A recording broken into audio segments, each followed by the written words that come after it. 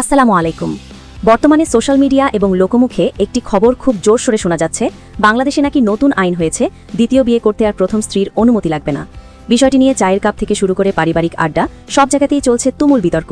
আজকের ভিডিওতে আমরা এর গভীরে যাব, জানব ইসলাম আসলে কি বলে এবং এই পরিবর্তন আমাদের সমাজের জন্য কতটা ভালো বা মন্দ।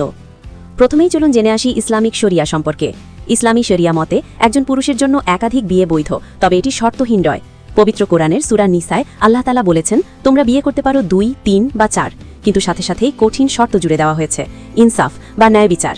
ইসলাম বলে দ্বিতীয় বিয়ের জন্য প্রথম স্ত্রীর অনুমতি নেওয়া বাধ্যতামূলক বা ফরজ নয়, অর্থাৎ অনুমতি না নিলেও বিয়েটি ইসলামী দৃষ্টিতে শুদ্ধ হয়ে যাবে। কিন্তু ইসলামের শর্ত হল শারীরিক ও আর্থিক সক্ষমতা থাকা এবং সকল স্ত্রীর মাঝে সময়, সম্পদ ও ভালোবাসার সমান বণ্টন নিশ্চিত করা।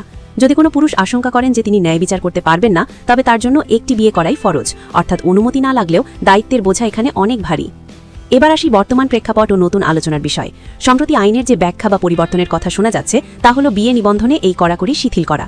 এখন প্রশ্ন হলো, বাংলাদেশে এখন যে নতুন আইনটি বা নিয়মটি নিয়ে আলোচনা হচ্ছে, তা বাংলাদেশের মানুষের জন্য কতটুকু ভালো হয়েছে? চলুন মুদ্রার এপিটোপিট বিশ্লেষণ করি। এর কিছু ইতিবাচক দিক রয়েছে।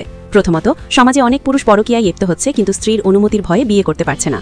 এই নিয়ম সহজ হলে অবৈধ সম্পর্ক কমে হালাল বিয়ের পথ সহজ হবে। দ্বিতীয়ত, অনেক বিধবা বা ডিভোর্সি নারী আছেন যারা দ্বিতীয় স্ত্রী হতে রাজি, কিন্তু আইনি জটিলতায় তারা সংসার পাচ্ছেন না। এটি তাদের জন্য একটি সুযোগ তৈরি করবে। তৃতীয়ত, এটি দেশের আইনকে ইসলামী শরিয়ার মূল নীতির সাথে সাংঘর্ষিক হওয়া থেকে বাঁচাবে।